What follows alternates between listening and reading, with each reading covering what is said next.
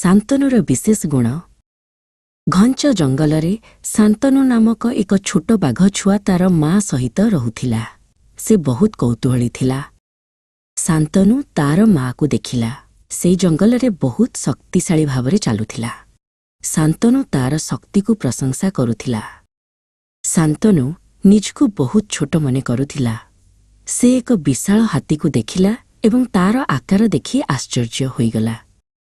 सेही वृद्ध और ज्ञानी हाथीटी शान्तनु को देखिला। से धीरे धीरे गर्जन कला। शान्तनु हाथी परी बड़ हेबाकु चेष्टा कला। तार छाती को फुलाइला, किंतु से विफल हेला एवं टिके अजब देखागला। से एक मांकड़ को गछरे डेउथिवार देखिला, जी बहुत चंचल थिला। शान्तनु एक गछ उपरकु चढ़िबाकु चेष्टा कला, किंतु तार नख सेथिपई तैयारी होई नथिला। से खसी पड़िला। मांकड़टी हसिला एवं ताकु एक कदली देला। शान्तनु दुखी होइगला। से एक हरिण को देखिला, जीए लंबा घास मध्यरे बहुत द्रुत गतिरे दौड़ुथिला। शान्तनु हरिण परी दौड़िबाकु चेष्टा कला, किंतु से तार गोड़रे बहुत भारी थिला। से झुंटी पड़िला। तार माँ ताकु एकुटिया और दुखी होई बसिथिबार देखिला। से ताकु कहिले जे ताकु अन्यमानंक परी हेबा दरकार नाही। तार निजर किछि विशेष गुण अछि।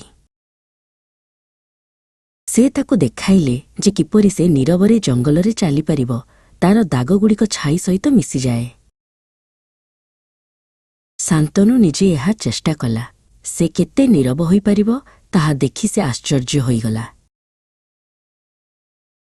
तार माँ ताकु देखाइले जे तार शक्तिशाली खुरा केवल दौड़िबा पई नुहे, बरं पत्थर उपरे चढ़िबा एवं माटी को धरिबा पई मध्य। शान्तनु सहजरे एक छोट पत्थर उपरकु चढ़ीगला।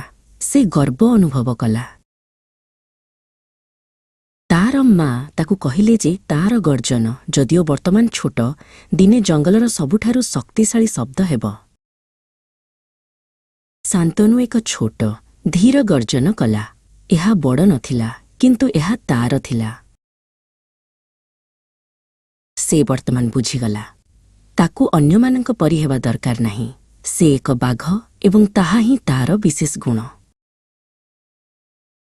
शान्तनु तार माँ सहित चलिला, आउ छोट अनुभव कलाणी। से जणे युव बाघ निजे हेबाकु प्रस्तुत।